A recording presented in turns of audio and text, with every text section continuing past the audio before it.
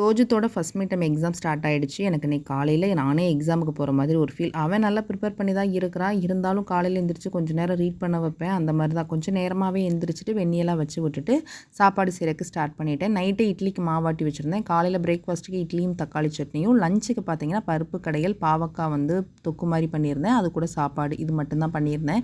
இதுக்கே கிட்டத்தட்ட ஒரு 1.5 மணி நேரத்துக்கு மேலே ஆயிடுச்சு. ரொம்ப நாள் ஆச்சு காலைல பிரேக்ஃபாஸ்ட்டுக்கு இட்லி தோசையெல்லாம் ஊற்றி. ஏன்னா சாப்பாடே ஒரு அடுப்பு சேர்த்து வச்சிடுறது.